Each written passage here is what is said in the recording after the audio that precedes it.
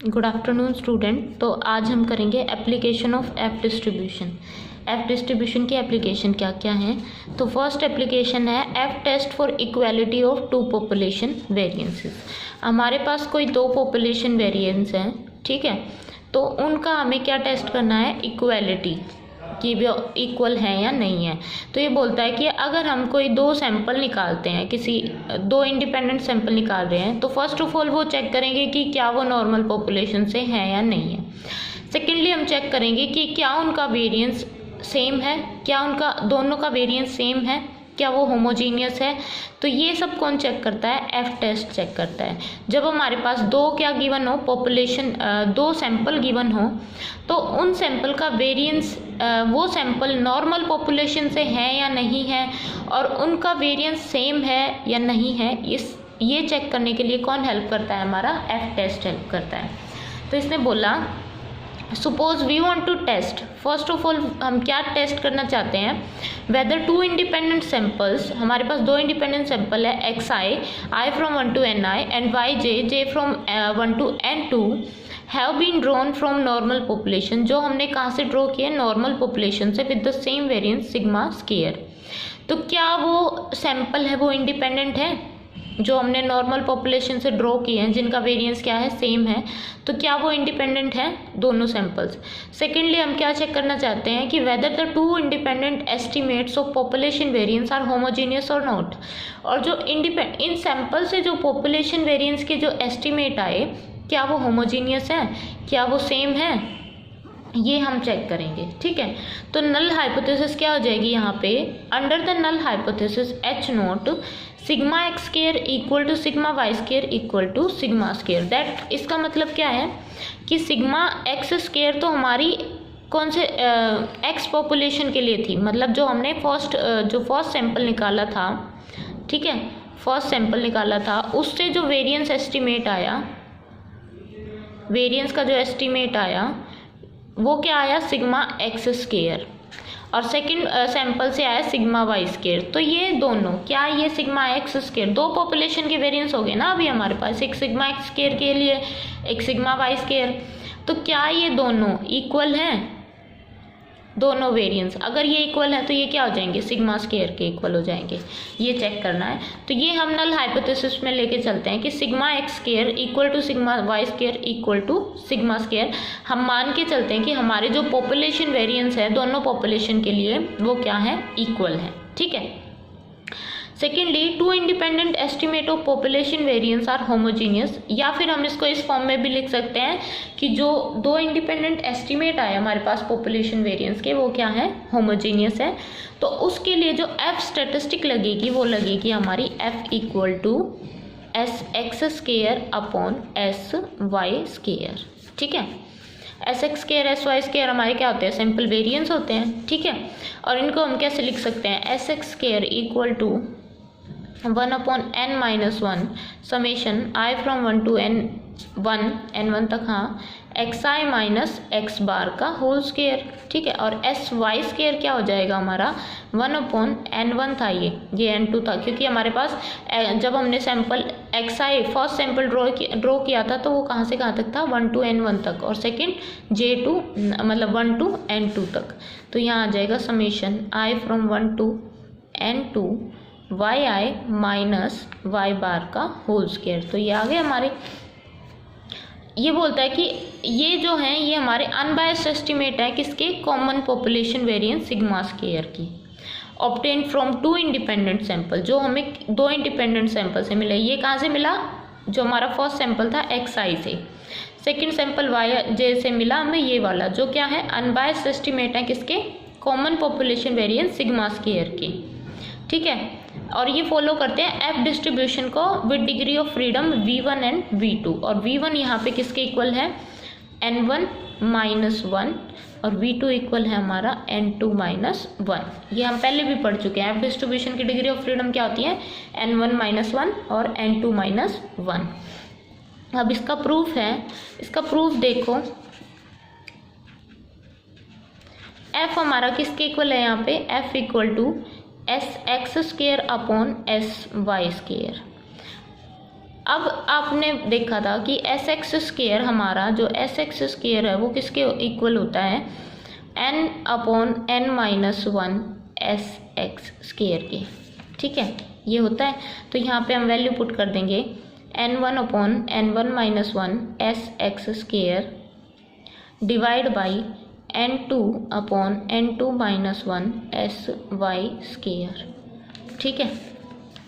यहाँ से हम अब हमें पता है कि अगर हमारा पॉपुलेशन वेरिएंस इक्वल है तो अगर इसको सिग्मा एक्स स्क्वायर से इसको सिग्मा वाई स्क्वायर से डिवाइड कर देंगे तो ये सिग्मा स्क्वायर के इक्वल हो जाएंगे और कैंसिल आउट हो जाएंगे। तो यहाँ पे हमने क्या किया, इसको सिग्मा एक्स स्क्वायर से डिवाइड कर दिया, एन यहाँ पे एस एक्स स्क्वायर और sigma X square 1 upon n1 minus 1 divide by n2 S Y square upon sigma Y square 1 upon n2 minus 1, ठीक है। इसको हमने इस फॉर्म में लिख दिया।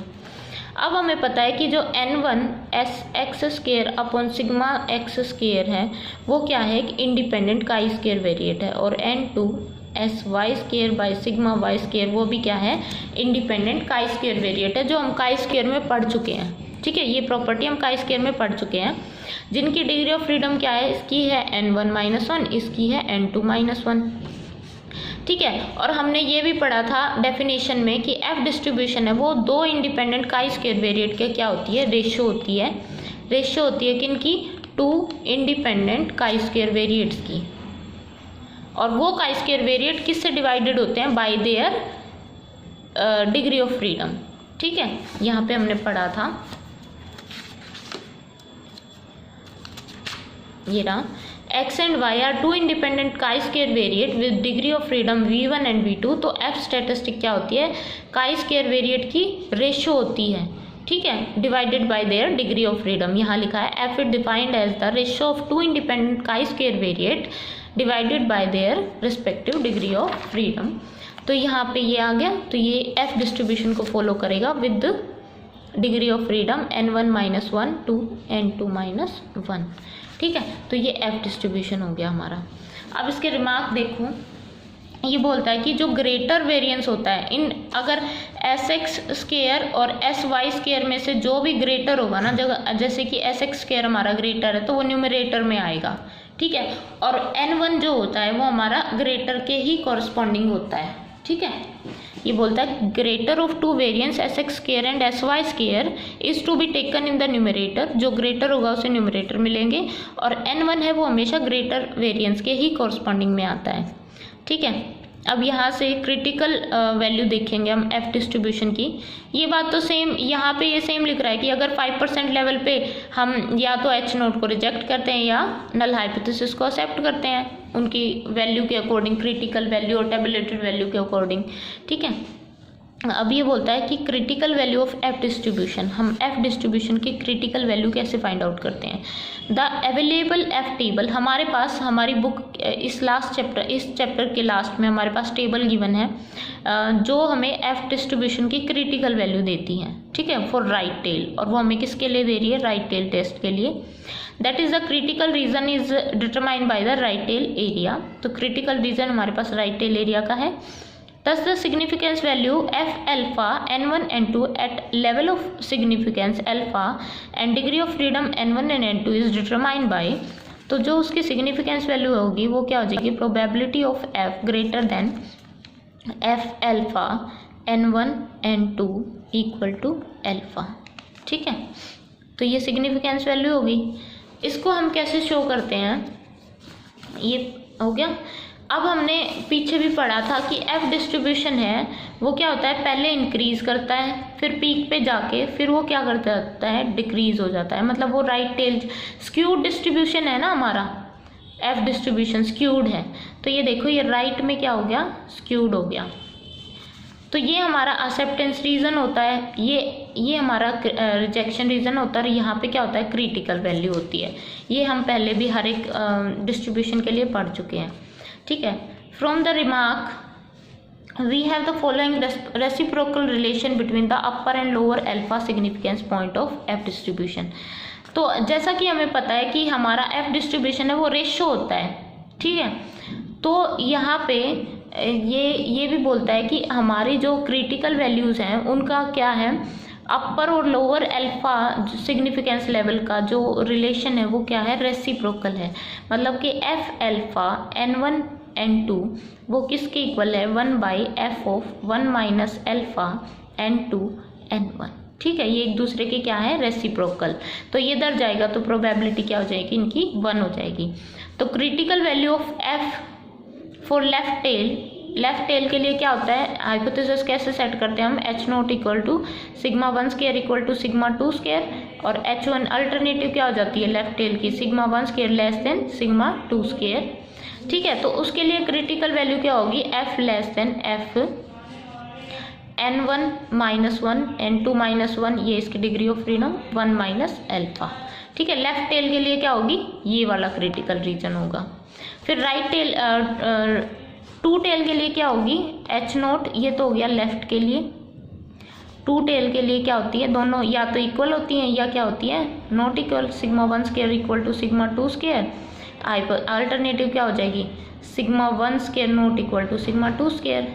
ठीक है, यही होती है ना हमारी, आर गिवन बाय, तो इसकी क्रिटिकल वैल्यू दी होती है F greater than F of N1 minus 1 N2 minus 1 alpha by 2। ठीक है, या फिर F less than F of N1 minus 1 N2 minus 1 1 minus alpha by 2। ठीक है, तो ये इसके क्या होते हैं, एक्सेप्टेंस और रिजेक्शन रीजन की क्रिटिकल वैल्यू होती है।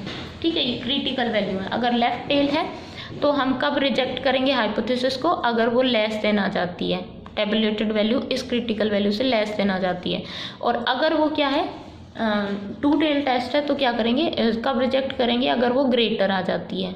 ठीक है, और टू टेल में हम ऐसे भी कर सकते हैं कि अगर हमारी वैल्यू है जो टेबुलेटेड वैल्यू है वो लेस देन आ जाती है 1 minus alpha by 2 significance level पे, मतलब कि हमारा सिग्निफिकेंस लेवल अगर 0.95% सिग्निफिकेंस लेवल है, अल्फा इक्वल टू 95 है, तो अल्फा बाई 2 क्या हो जाएगा, वो उसका हाफ हो जाएगा। मतलब 0.05 का हाफ क्या होता है, 0.025। ठीक है, ऐसे होता है। तो वो alpha by 2 1 minus alpha by 2 हो जाएगा, मतलब 0.025। इस पे वैल्यू निकालते हैं हम फिर। ठीक है, ये आपको क्वेश्चन से इजीली समझ भी आ जाएगा। और ये वैल्यू हमारे पास चैप्टर 18 में भी गिवन है कि हम कैसे कैसे क्रिटिकल वैल्यू सेट करते हैं। जब हमारे पास राइट टेल होता है तो यहाँ पे हम क्या करेंगे, H0 को रिजेक्ट करेंगे अगर वो ग्रेटर होती है अल्फा से। अगर हमारी लेफ्ट टेल है तो वो लेस देन होनी चाहिए 1 माइनस अल्फा पे। अगर टू टेल है तो ग्रेटर होनी चाहिए अल्फा बाई 2 पे और लेस होनी चाहिए 1 माइनस अल्फा बाई 2 पे। ठीक है, तो ये टेबल है।